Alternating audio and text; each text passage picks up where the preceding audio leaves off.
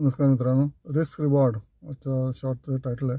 Risk reward ratio कसा ओळखायचा आणि लेस दॅन जर 1 असेल ऑब्वियसली रिस्कवरती कमी आणि रिवॉर्ड जर जास्त असेल तर तो लेस दॅन 1 असतो, राईट. तर रिस्क रिवॉर्ड रेशो लेस दॅन 1 जर असेल तर ऑब्वियसली तो शेअर तुम्हाला खरेदी करायला हरकत नाही over a period of may be 1 month 2 months वगैरे वगैरे.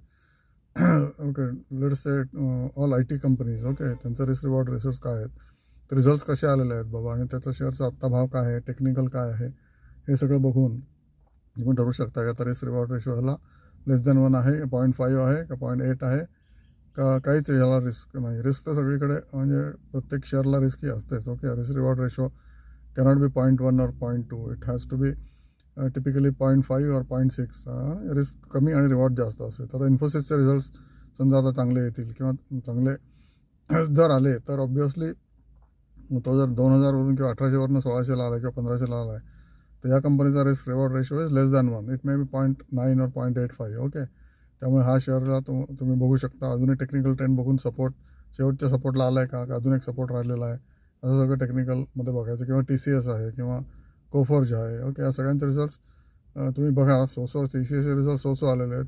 ओके, कोफोर्जचे रिझल्ट्स आता येणार आहेत तर त्याप्रमाणे तुम्ही ॲक्शन घेऊ शकता. म्हणजे हा झाला रिस्क रिवॉर्ड रेशोचा उहापोह. तर रिस्क रिवॉर्ड प्रत्येक तुम्ही शेअरला जेव्हा बाय करता तेव्हा तुम्ही रिस्क रिवॉर्ड बघितलाच पाहिजे by looking at the quarterly results. Okay, प्रत्येक क्वार्टरला जे नेट प्रॉफिट आणि मार्जिन, ॲब्सोल्यूट नेट प्रॉफिट आणि मार्जिन हे दोन्ही बघायला लागतं.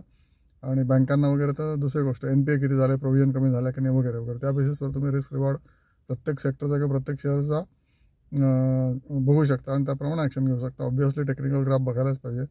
दर क्वार्टरला तुम्हाला जर तुम्ही क्वार्टरली टेक्निकल ग्राफ बघितलं त्याच्यामध्ये तुम्हाला कळेल की दर क्वार्टरला रिझल्ट्सप्रमाणे आणि बाकीच्या न्यूजप्रमाणे तो शेअर खाली येत असतो over a period of next 1 month result लागल्यानंतर किंवा वरती जात असतो. ओके, तर ह्याच्यावर लक्ष ठेवा. आणि this is what is about the risk reward ratio. Every quarter you must see आणि every time you are buying something you must C.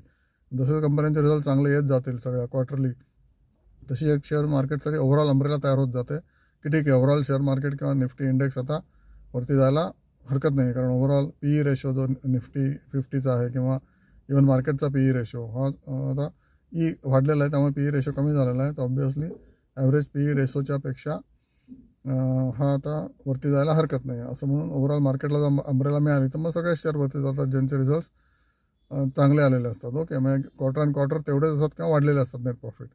तर असा हा प्रवास आहे PE ratio, quarter and quarter आणि overall umbrella for the share market आणि Nifty. Okay, thank you so much. बघा तुम्हाला पटते का किंवा पटवून घ्या. Okay, thank you so much.